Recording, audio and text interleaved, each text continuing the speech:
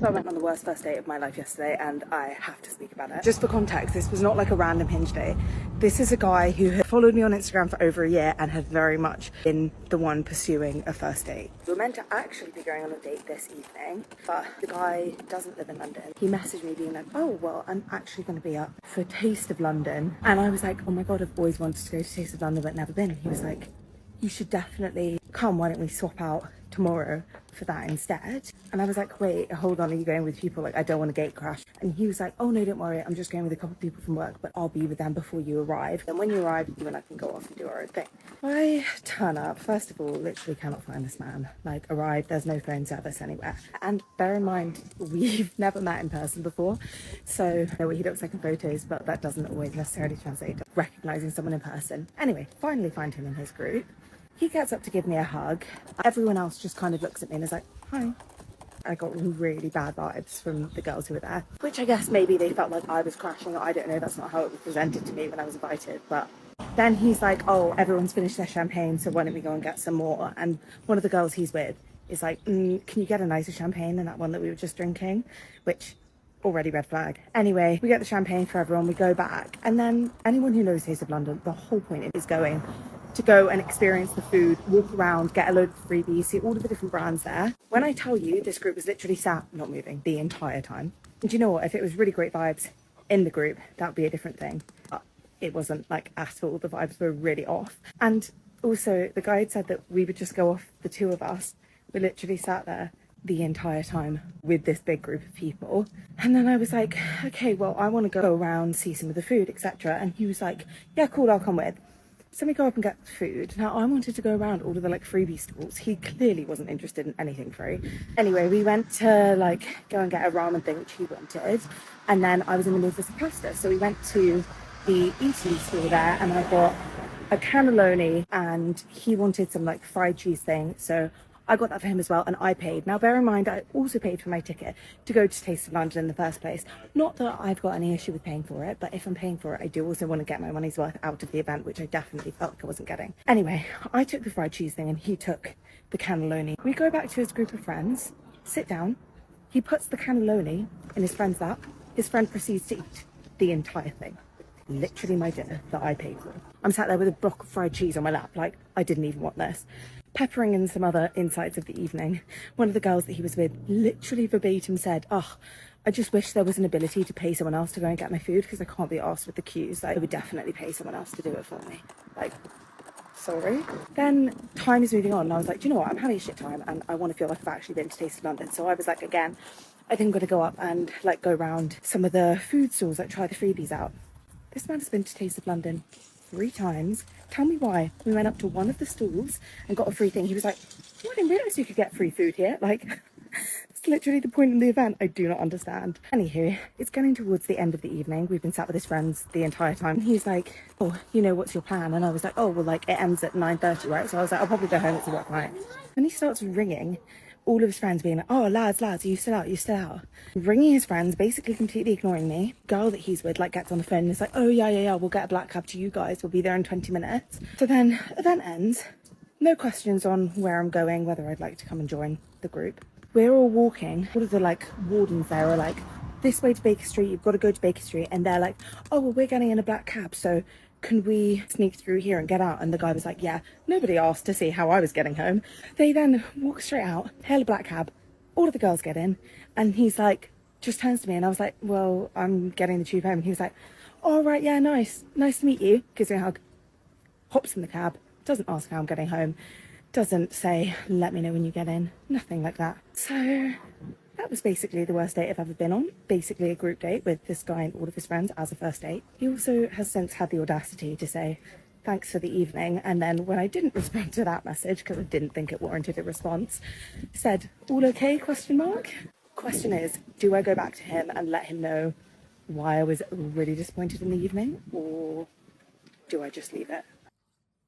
Story about how I got into one of the biggest fights in my high school. Everyone in my school was anticipating this fight. It was bound to happen. I'm gonna give you guys a quick backstory on what actually led up to the fight. Our groups had not liked each other for years. This all started in year 8 and I have proof, I have evidence. I came with the receipts, I came with facts, okay? So in case anyone tries to lie, yeah, try lie about that. There was this group of girls, I'm gonna call them the decompressed minions, okay? Because they were tiny, they were small as hell, and they looked decompressed. These girls were what you would call, I guess, mean girls in school. They were bullies, they were horrible to everyone. There was 4 of them. It was 2 of them that were the worst. They were like the leaders of the group, and the rest of the group were just the followers. Oh, they were the few white people in that school, I have to say it because it's important to the story. My school was mainly Asian and black. In year 8, these girls posted a video of them singing Cardi B's song Bodak Yellow, and they recorded themselves singing and they said the N-word. Me being me, like, I call out what's wrong, and I messaged them about it, and I told them they shouldn't be saying that. That's not a word for them to say. I'm gonna post the screenshot, okay? I'm gonna put the screenshot right here, okay? You guys can read the message, whatever. There was multiple messages exchanged between us, but this was the most significant. They wanted to fight me because I called them out. They were fighting so hard to be able to say the N-word, and I was just not having any of it. I had become friends with these group of girls. I absolutely loved them. The Decompressed Minions had their 4. Me and my girls, we had our 5. Everyone in the school found out about the situation because obviously they saw the videos as well. No one just wanted to say anything. I was the only one that said something because for some reason everyone was scared of them. I don't know why, but everyone was scared of them. So when I got to school the next day, obviously they tried to fight me. I'm not fighting you guys based off the fact that you were racist. I'm just calling you out on the wrong things you did. I was literally asking them, why are you fighting so hard to say the N-word? Just apologize and keep it moving. It was me against all 4 of them. I didn't fight them. This is not the fight. This is just the build up to the story. We were arguing. We were going back and forth.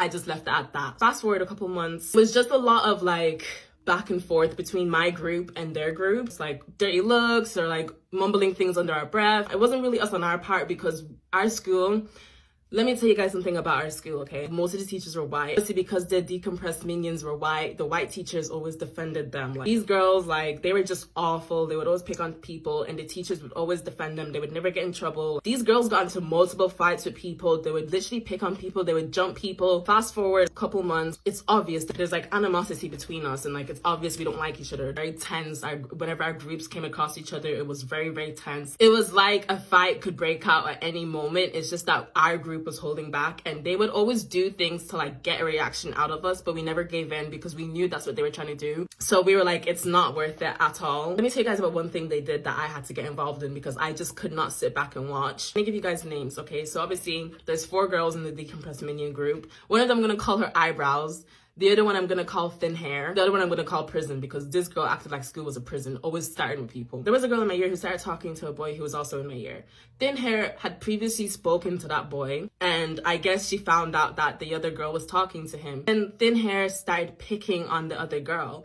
And I saw this with my own eyes. There was a time we were in the canteen and I saw Thin Hair throwing stuff at the girl, like bottles, wrappers, stuff like that. They knew this girl was not going to stand up for herself. They knew she wasn't going to say anything to them. So when I saw that, it got on my nerves. I moved away from my friends. I stood up and I went to go sit beside the girl they were picking on. As soon as I sat beside her, they stopped it, obviously, because they know better. They did that constantly to a lot of people. They would actually bully people. Like, they would physically hurt people. They would throw things. They would say things to people. Like, and they never, ever got in trouble for it, no matter how many times they got reported, because that school was racist. Obviously, they didn't like that I stood up for her. They didn't like that I got involved. They would say things to me like, why am I getting involved? Mind your business, da da da da. Guys, you know I'm not gonna do that. Like, you guys are obviously picking on this girl for no reason, especially over a boy that you don't even want anymore. Like, what are you talking about? That caused them to not like me even more because I would stand up for people that they were bullying.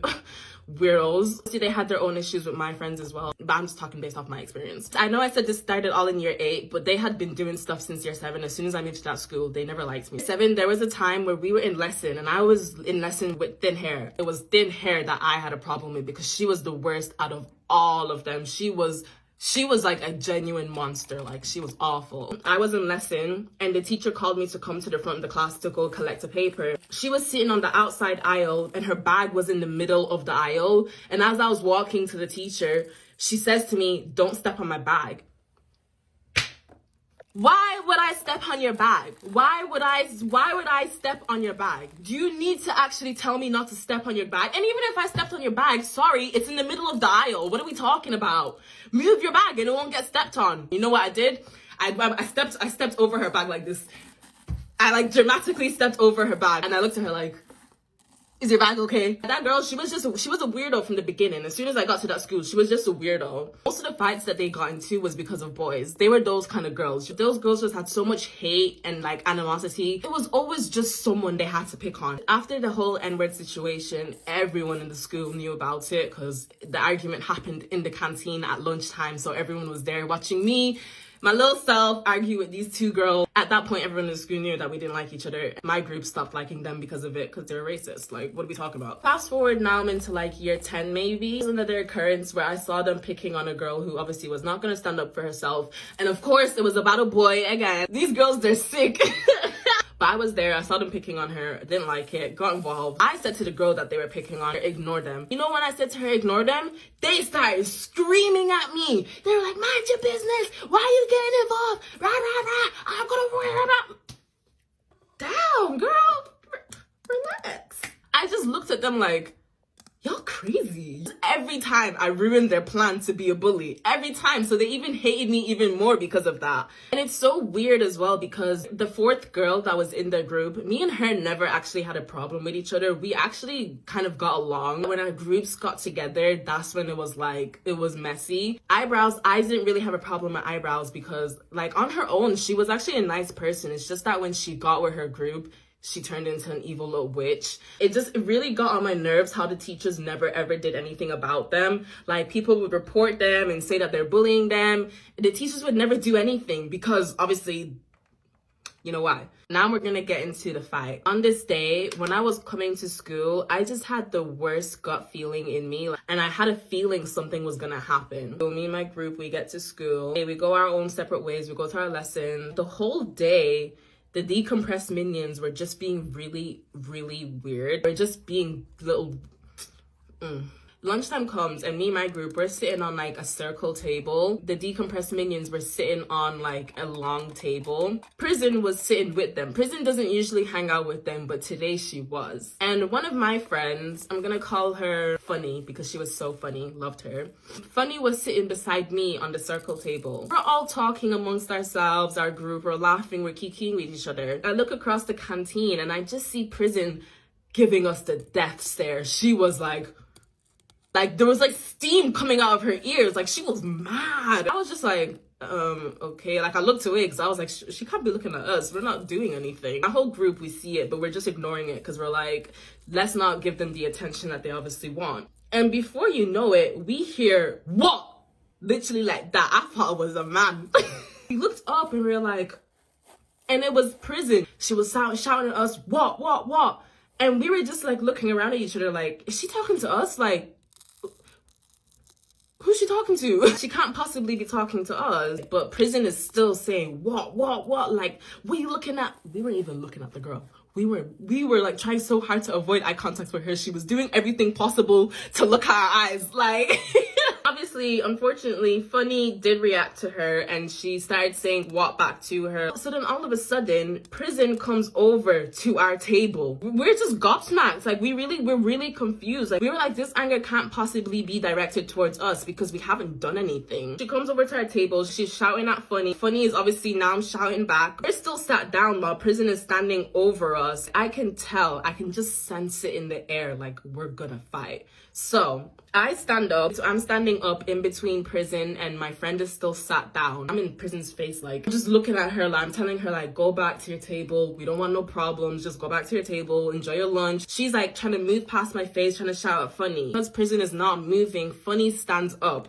So I have Prison one side, Funny behind me like this. And they're just shouting back and forth while Prison is just spitting in my face, her saliva gland.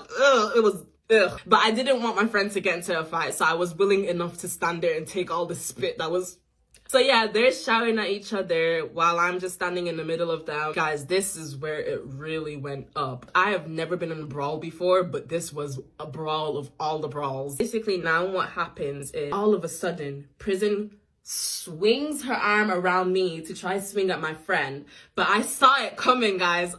I had the vision. I was like, that's so Raven. My eyes were like, it's gonna happen. So when she did that, I pushed her arm out the way so she missed like a dumbass. Obviously, the decompressed minions saw that the altercation had happened. They ran over. I moved out the way to let Funny get her because I knew Funny wanted that. I knew Funny wanted all of that. Decompressed minions come running over to our table. My other friend, I'm gonna call her Small because she was so small and cute. So Small is also on our table. She jumps up. I jump up. Decompressed minions come over. Small takes on Thin Hair. I take on the fourth girl by accident. I didn't know it was her, but I'll explain that after. Eyebrows in Prison are fighting Funny. But I like jump into Eyebrows in Prison's fight. But I wanted Thin Hair though. I did swing on Thin Hair, but I didn't get her like I wanted to. We are just fighting, all of us. It was 3 of us versus 4 of them because my other 2 friends didn't get involved. Don't hate on them though. Bless them. They shouldn't have gotten involved because they weren't like that and I get it. I would never want them to get involved in our fight. So it was 3 of us versus 4 of them. Obviously we took them on. 3 of us, bro. Man, it was no problem at all. So because it was so much happening all at once, like I could not see anything. Obviously because it was lunchtime and everyone in the school was running around us, trying to see the fight, trying to record. I couldn't see who else fighting. All I know is that I ended up like drop slamming one of the girls into a table. To this day, I can't lie, I do feel guilty about it because it was the girl that I didn't have a problem with. Obviously, like I was angry, so I was just hitting. Like I didn't care who it was at the time. I was just hitting. And before you know it, I feel someone like someone lift me up into the air, like grab me by my waist and pick me up like this. And I'm like fighting them off. But I turn around and it's the teacher. It was one of my favorite teachers ever. That had to be one of the biggest fights that I've ever seen or ever even been involved in my life. Like that was crazy. Imagine like a brawl you would see on Twitter. That's what it was like. It was so bad. So obviously the teachers are pulling us off. They're separating us from each other. My friends were screaming at them. The decompressed minions were screaming at us. I was telling my friends like, guys, listen, calm down. The teacher separated us. They put us into a room and they asked us to write a statement down. I was writing everything. They came up to us. They started with us. I was so ready for those girls to get kicked out. Like I was so tired and sick of them.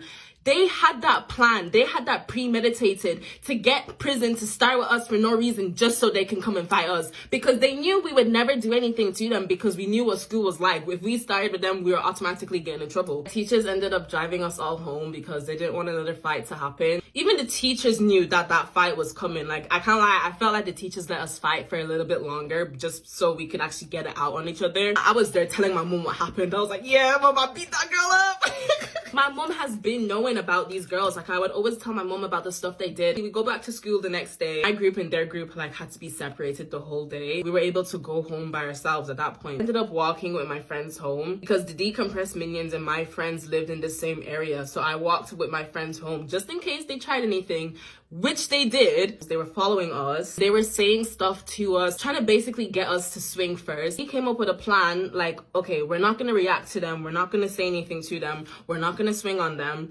In fact, what we're gonna do is record them and show it to the teachers the next day. The next day, we go to school, we show the teachers the video.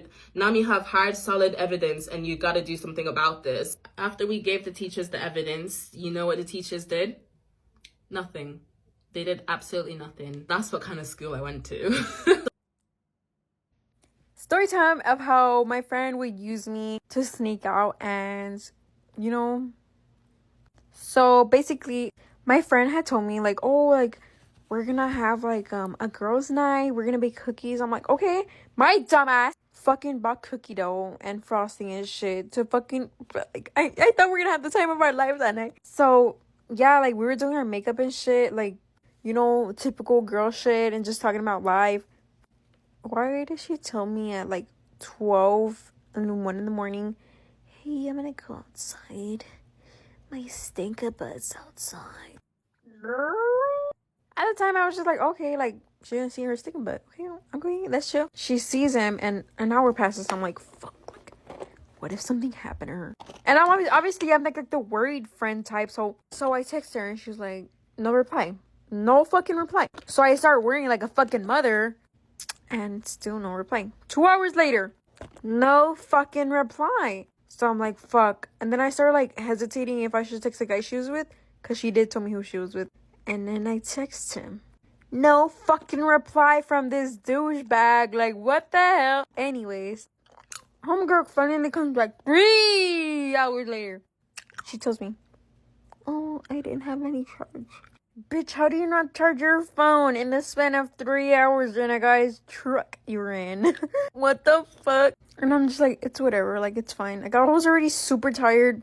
I ended up baking the fucking cookies by myself. Like, I was sad. Like, I was fucking sad. I thought I was gonna have a girls' night. Like, dude, this is so unfair. She's like, yeah, I'm sorry. That's all I get. No, not even I'm sorry. I'm just like, and she was just like, yeah, I was the guy. Sorry. She just said, yeah, I was with the guy. Not even a sorry.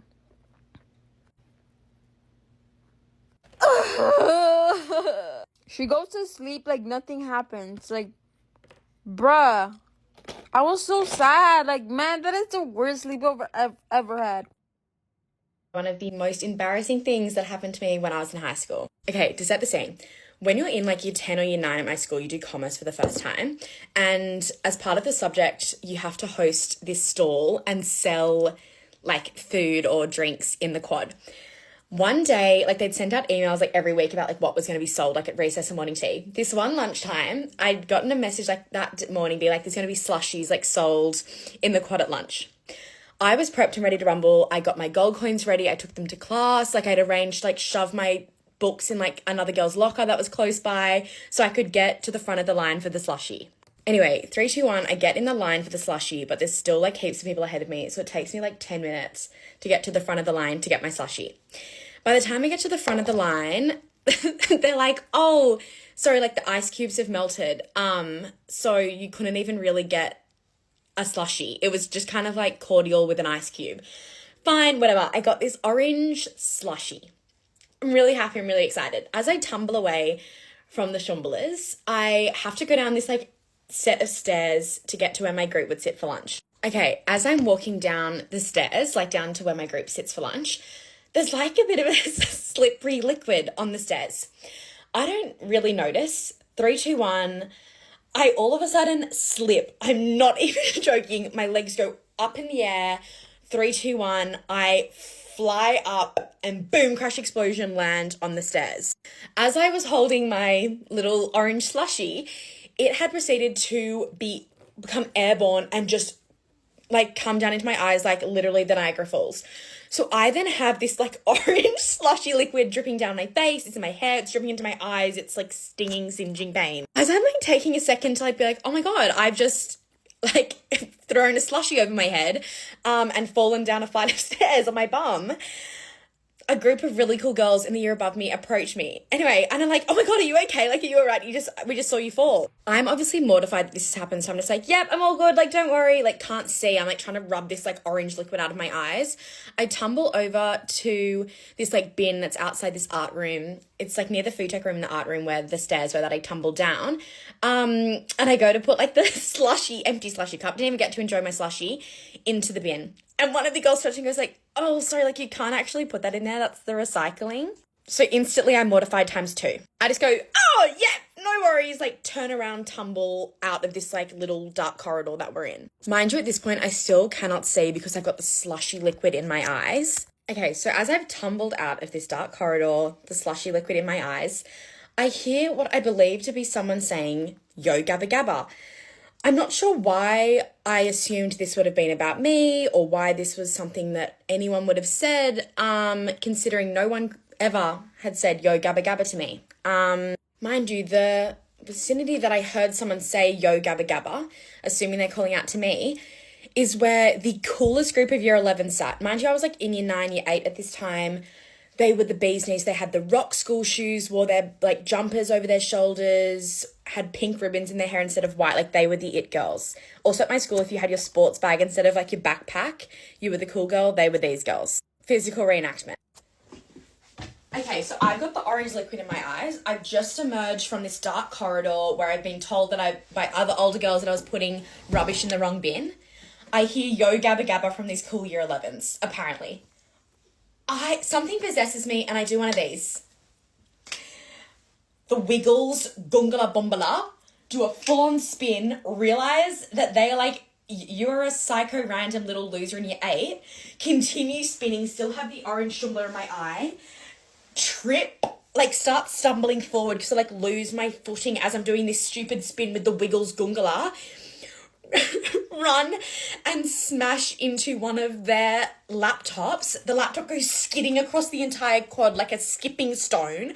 I then bump into this pillar, backfire off the pillar, and 3, 2, 1 land like flat against these lockers that are all, like next to the quad in absolute shock and disbelief. So not only had I fallen down the stairs in front of older girls, really hurt my bum, got stingy, slushy liquid in my eye, didn't even get to eat the slushy that I'd lined up like all lunch for.